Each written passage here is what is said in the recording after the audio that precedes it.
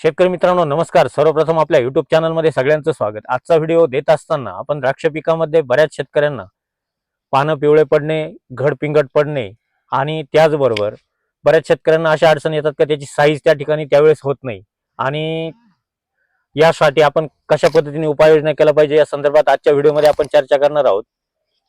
तत्पूर्वी एक दादा तुमचं नाव गाव आणि मोबाईल नंबर सांगायचं.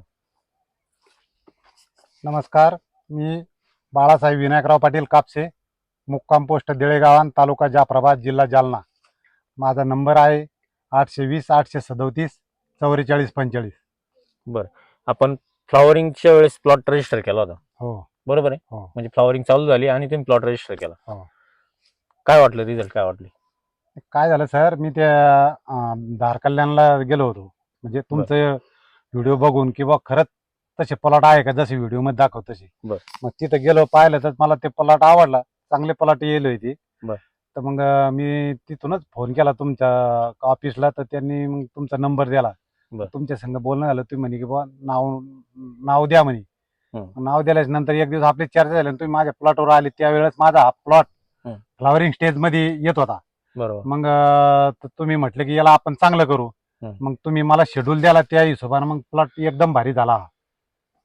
एकच नंबर प्लॉट झाला. समाधान? हो, एकदम नक्कीच. हो ना. आजूबाजूचे शेतकरी पाहत असतील काय हो वाटतं? हो. त्यांना समाधान हा वाटतं? आता ते दुसरे शेतकरी, एक चिखलीचे निवडांगे शेतकरी येऊन पाहून गेले ना. बरं, बरेच शेतकरी इच्छुक असतील हो हो. सगळ्यांनाच बुकिंग करायची. त्यांना बुकिंग करायची, ती येऊ राहिली आता बुकिंग साठी येऊ राहिली. तर शेतकरी मित्रांनो लक्षात घ्या, सांगण्याचा उद्देश एवढाच, जाफराबाद तालुका असू द्या, जालना तालुका असू द्या, नाशिक जिल्हा असू द्या, बाकी इतरत्र कुठल्याही जिल्ह्यामध्ये असू द्या, या अडचणी बऱ्याच, ज्या ठिकाणी तुमची डीप सॉइल असेल, ज्या ठिकाणी तुमचं सोडियम क्लोराईडचं प्रमाण जास्त असेल जमिनीमध्ये किंवा चुनखडीचं प्रमाण जास्त असेल, अशा ठिकाणी नक्कीच त्या अडचणी येतात. ज्या ठिकाणी थोडंफार पाण्याचं प्रमाण जास्त होतं त्यावेळेस नक्कीच तुमच्या फ्लॉवरिंग स्टेजला पानं पिवळे होतात, तुमचं आपटेक थांबतं, त्या ठिकाणी झाडामध्ये स्टोरेज तयार होत नाही आणि तो पिवळेपणा न गेल्यामुळे तुमच्या घडाची साईज त्या ठिकाणी थांबते. आता अशा वेळेस आपण कोणत्या उपाययोजना केल्या पाहिजे याच्यासाठी, ज्या ठिकाणी आलं असेल किंवा ज्या ठिकाणी तुमचा पिवळेपणा दिसत असेल अशा ठिकाणी आपण 2 ते 3 कॉम्बिनेशन आपण त्या ठिकाणी तुम्हाला ड्रिपच्या माध्यमातून देत आहोत.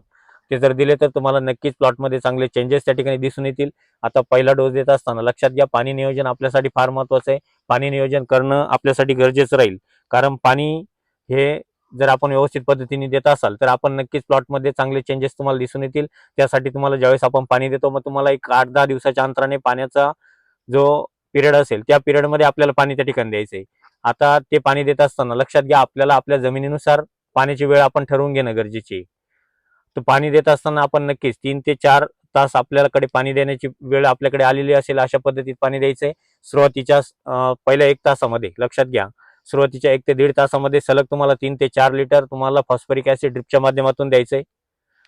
हे 3 ते 4 लिटर फॉस्फरिक ऍसिड सुरुवातीला दिलं, त्याच्यानंतर परत त्याच्यावरती 15 मिनिटं पाणी देऊन घ्या. 15 मिनिटांनंतर परत एकदा तुम्हाला फर्टिस इम्पॅक्ट आपल्याला ड्रिपच्या माध्यमातून एकरी 2 लिटर आपल्याला ड्रिपच्या माध्यमातून द्यायचंय. ड्रिपच्या माध्यमातून दिल्यानंतर त्याच्या पाठोपाठ परत तुम्हाला एक साधारणतः 15 ते 20 मिनिटं त्याच्या पाठोपाठ पाणी द्यायचं आणि त्याच्यानंतर तुम्हाला एचडीपी फेरस 1 किलो, लक्षात घ्या अतिशय महत्वपूर्ण डोस असेल. एचडीपी फेरस आपल्याला घ्यायचं 1 किलो, चिलेटेड मॅग्नीज घ्यायचं 250 ग्रॅम, मॅग्नेशियम सल्फेट 5 किलो आणि तुम्हाला कॅल्शियम सल्फ घ्यायचं एकरी 1 लिटर. अशा पद्धतीचा डोस आपल्याला ड्रिपच्या माध्यमातून देऊन घ्यायचा आहे. हा डोस दिल्यानंतर परत ज्यावेळेस आपल्याकडे 8 ते 10 दिवसानंतर परत दुसरं पाणी ज्यावेळेस येईल त्यावेळेस सुद्धा आपल्याला रिपीट ट्रीटमेंट आपल्याला त्या ठिकाणी करायची. त्यावेळेस सुद्धा तुम्हाला ड्रिपला सुरुवातीला आपल्याला परत एकदा फर्टिस इम्पॅक्ट एकरी 2 लिटर देऊन घ्यायचंय. त्याच्या पाठोपाठ आपल्याला मॅग्ना द्यायचंय 5 लिटर. लक्षात घ्या, एकरी 5 लिटर आपल्याला मॅग्ना द्यायचंय. मॅग्ना दिल्यानंतर तुम्हाला नक्कीच 3 ते 4 दिवसामध्ये अतिशय चांगले रिपोर्ट त्या ठिकाणी दिसून येतील. हे जर 2 डोस तुम्ही एक 8 दिवसाच्या अंतराने जर आपण ड्रिपच्या माध्यमातून दिले तर आपल्याला कुठलीही अडचण त्या ठिकाणी येणार नाही. एकच लक्षात घ्या, ज्या ठिकाणी तुमची डिफिशियन्सीचा प्रॉब्लेम दिसत असेल अशा ठिकाणी जर आपण स्प्रे घेतला तर स्प्रेमध्ये आपल्याला अडचणी येतात.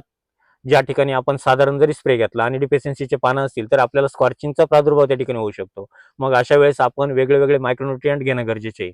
मिक्स मायक्रोन्युट्रिएंट न घेता त्या ठिकाणी तुम्हाला chelated zinc 100 gram, chelated ferrous 100 gram, chelated manganese 50 gram आणि मॅग्नेशियम सल्फेट 500 ग्रॅम अशा पद्धतीचा एक स्प्रे आपल्याला त्या ठिकाणी देऊन घ्यायचा आहे. हा स्प्रे दिल्यानंतर नक्कीच प्राण्यांमध्ये तुमची मायक्रोन्युट्रिएंटची डिफिशियन्सी कमी होईल. त्याचसोबत आपल्याला प्रकाश संश्लेषण क्रिया वाढली पाहिजे. त्यासाठी तुम्हाला reactive 500 ml, magnesium sulphate 500 gram, boron 100 gram आणि कॅल्शियम 100 ग्रॅम अशा पद्धतीचा एक स्प्रे आपल्याला त्या ठिकाणी देऊन घ्यायचा आहे. आता हे डोस आणि हे स्प्रे जर आपण घेतले तर नक्कीच आपल्याला प्लॉटमधील पिवळेपणा त्या ठिकाणी कमी होईल. यासाठी आपल्याला सुरुवातीपासून म्हणजे एप्रिल छाटणीपासून नियोजन करणं तितकंच गरजेचं आहे. मी प्रत्येक प्लॉटवाल्यांना सांगितलंय, तुमच्या जिल्ह्यामध्ये सुद्धा सांगितलं की आपल्याला सुरुवातीला माती परीक्षण, सॉइल टेस्टिंग आपण करून घेणं गरजेची आहे. सॉइल टेस्टिंग केल्यानंतर त्याच्यानुसार आपल्याला बेसल डोस असेल देणं गरजेचं आहे.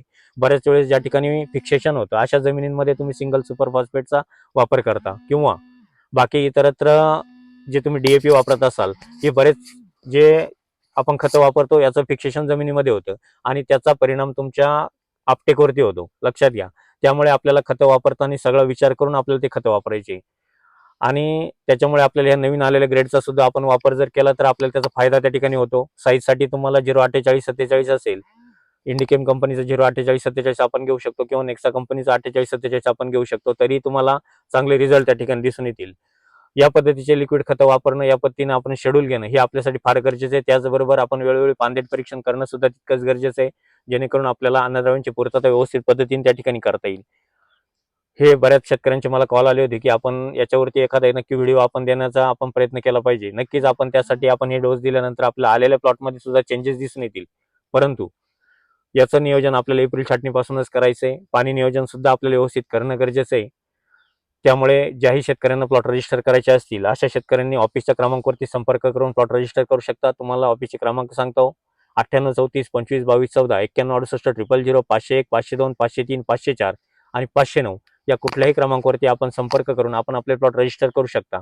त्याचबरोबर आपले जे व्हिडिओ असतात ते तुम्हाला इन्स्टा आयडीला असतील, फेसबुक पेजला असतील, युट्यूबला असतील, प्रत्येक याच्यावरती तुम्हाला व्हिडिओ बघायला मिळतात. त्याच्यामुळे तुम्ही इन्स्टा आयडी असेल, फेसबुक असेल नक्की फॉलो करू शकता.